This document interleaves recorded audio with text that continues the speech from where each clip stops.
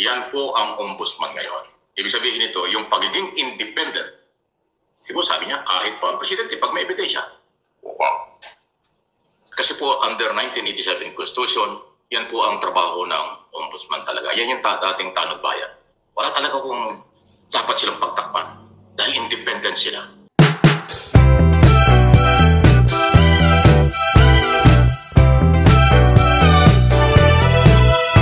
Ang mali ay mali. Ang tama ay tama. At itong gagawin ng ating Pangulo, tama ito. Ipakukulong po niya. Inuutos niya sa ombudsman. Talagang imbestigahan at ipailang kaso laban sa kanyang pinsan at dating speaker, Martin Romualdez. Kaya nga yung title natin yari. Yari na. Kasi talaga pong ang utos ng Pangulo ay kasuhan. At syempre, pag kinasuhan, kulong. Plunder po yan mabigat na kaso po ang plunder at grabbing corruption. Ayun. Grabbing corruption. Matindi. So, ayan po. Yari na. Martin Romualdez, dating speaker, first kasi ng Pangulo at Saldico. Kaibigan po kasi dalawang yan. Hindi may tatago. Alam na alam sa Kongreso at ng mga kapay natin, sanggang dikit yung dalawang yan. Pero yari na. Ito ang pagpapatuloy na sinabi ng Pangulo Talagang update kasi ang Pangulo, ito mabuti sa ating Pangulo. Nag-a-update talaga siya sa ating mga mamamayan. Okay? Kung ano ang investigasyon na nangyayari kaugnay ng bilyon-bilyong grabbing corruption sa flood control at iba pa. Pakinggan niyo ito sinasabi ng ating Pangulong Marcos. At nang nakuha nila na informasyon ay ibibigay na sa ombudsman para imbestigahan. Ito ay tungkol sa mga informasyon ng dating speaker Martin Romualdez at saka ni Saldico.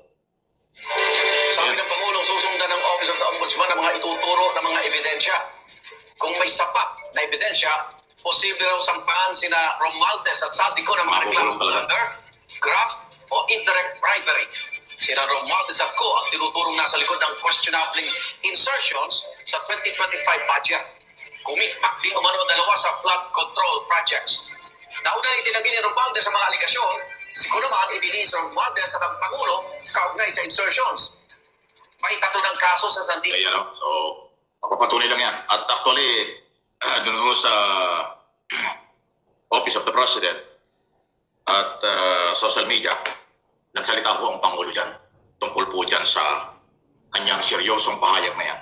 Kaya nga sabi natin, makukulong talaga. Ipakukulong talaga ng Pangulo.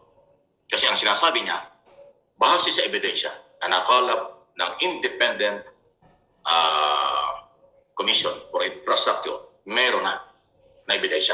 Idadalhin pa lang, yun ang proseso kasi sa ombudsman. Tapos pagkagaling sa ombudsman, diretso na sa Sandigan Bayan, warat at pares, kulong talaga. Pagkatapos, sinundan pa ito. Ito pa yung matindi.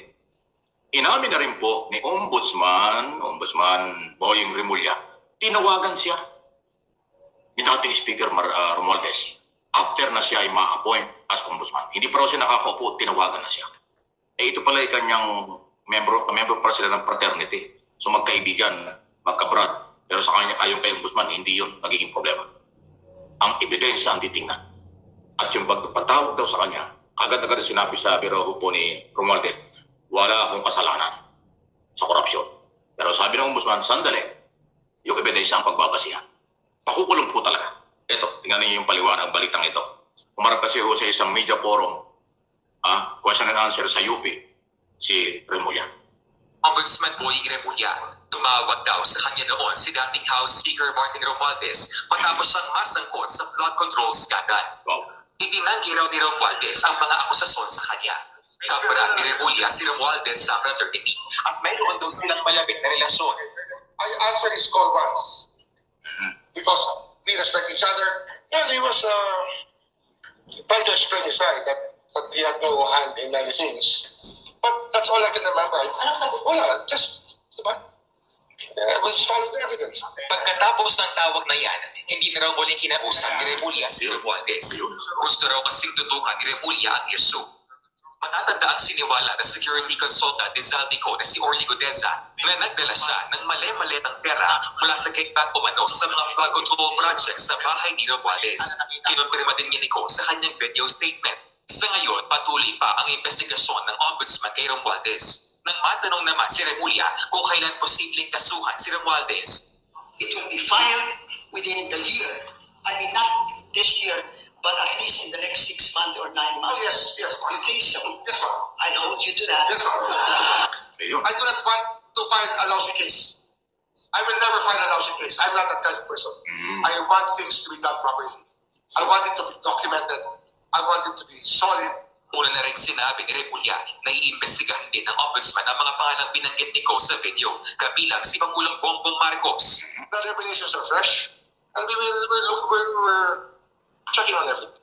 Hindi ko naman kinuha yung opisina to para magtakip para kahit kanina. I don't think that is office for that. Nitong Martes lang ng Hindi isang na, balikan natin yun. Pangulong Bongbong Marcos. The Sinabi. revelations are fresh, and we're checking on everything. Hindi ko naman kinuha yung opisina to para magtakip para kahit kanina. I don't think that is office for that. Nitong Martes lang. Matindi ha. Kita nyo ha. Yan po ang ombudsman ngayon. Ibig sabihin nito, yung pagiging independent. Siguro sabi niya, kahit po ang presidente, pag may ebidensya. Wow. Kasi po, under 1987 Constitution, yan po ang trabaho ng ombudsman talaga. Yan yung dating tanod bayan. Wala talaga kung dapat silang pagtakpan. Dahil independent sila. Kahit matanggal si Pangulong Marcos o matapos ang kanyang term sa 2028, yun ang sinasabi na saligang batas, si Boying Remulla mananatili sa pwesto. Kasi 7 years ang term niya hanggang 2032. Dahil matapang, magaling na mga abogado, ayan pinanindigan niya. Kaya nga makukulong talaga. Yun nga siya sabi natin. Dahil ang sabi ng Pangulo, kasuhan kahit kamag-anak, kahit kaibigan, kahit kapartid. Kaya kulong talaga, makukulong talaga si Romualdez at Saldico. E di, abangan natin.